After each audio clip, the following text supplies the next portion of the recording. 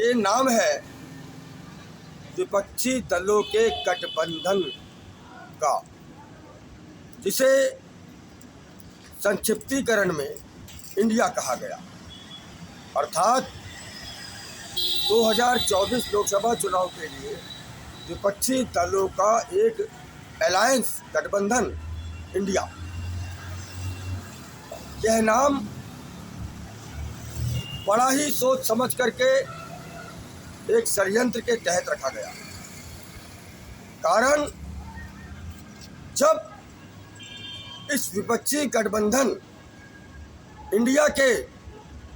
विरुद्ध कोई सार्वजनिक बयान जारी होगा तो ये विपक्षी दलों के गठबंधन के लोग उसे इंडिया अर्थात भारत के विरोध में प्रकट करके मतदाताओं की सहानुभूति को अपनी ओर मोड़ेंगे और उनके वोट हासिल करके सत्ता में काबिज होने का प्रयास करेंगे। सर्वप्रथम तो मैं ये कहना चाहूँगा कि अखिल भारत हिंदू महासभा की दृष्टि में और वैसे भी किसी भी भाषाई आधार पर इंडिया का हिंदी अनुवाद भारत नहीं हो सकता और भारत का हिंदी अनुवाद इंडिया नहीं हो सकता। क्यों? क्योंकि आज तक दुनिया के किसी भी देश के नाम का अन्य भाषा में अनुवाद नहीं मिलता। वो रूस हो, जापान हो, पाकिस्तान हो, बांग्लादेश हो या अरब की धरती हो,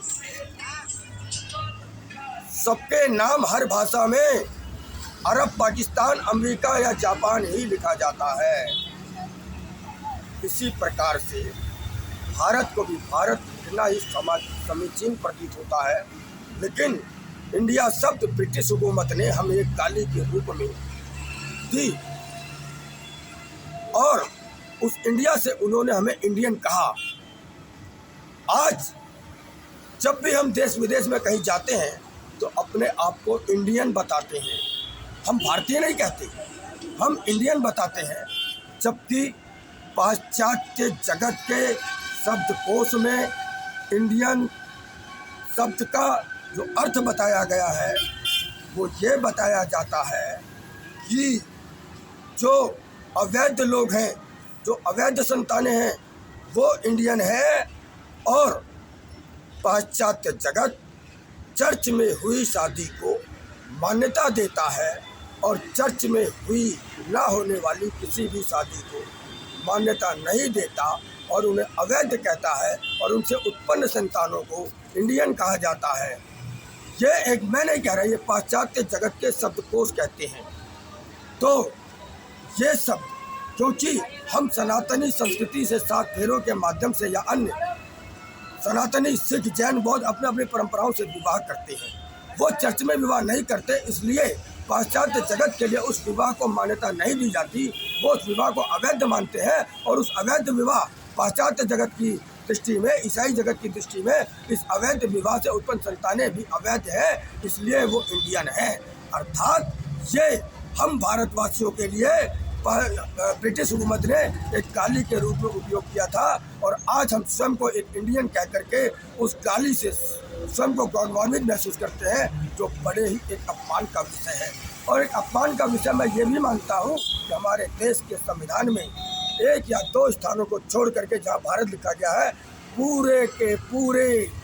संविधान में इंडिया शब्द का इस्तेमाल किया गया है। हम भारत सरकार से मांग करते हैं, अखिल भारत हिंदू महासभा भारत सरकार से मांग करती है कि वो संविधान में संशोधन करते हुए संविधान के अंदर से जहाँ जहाँ इंडिया शब्द अंकित है वहाँ से इंडिया शब्द को हटा करके भारत अंकित करवाए और जहाँ जहाँ इंडियन शब्द अंकित है उसको इंडियन शब्द को हटा करके भारतीय शब्द अंकित करवाए। और फिर वो चाहे क्रिकेट की टीम हो, चाहे वो हॉकी की टीम हो, खेल हो या विज्ञान हो या किसी भी क्षेत्र की बात हो, जहाँ जहाँ इंडियन शब्द या इंडिया लिखा आता है, भारत सरकार की गाड़ियों पर जो इंडिया शब्द लिखा आता है उन सब को तत्काल आदेश से हटाते हुए वहाँ पर भारत शब्द लिखवाए और भविष्य में हमेशा भारत शब्द का उपयोग किया जाए। और इस प्रकार से ब्रिटिश हुकूमत के द्वारा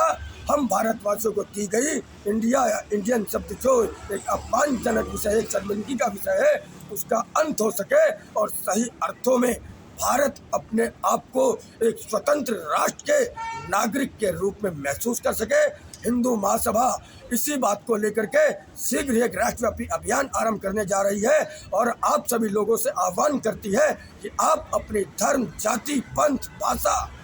और राजनीतिक एवं सांगठनिक विचारधारा को भूल करके इंडिया को भारत बनाने के इस अभियान में हिंदू महासभा का सहयोग करें। जय श्री राम, जय हिंदू राष्ट्र।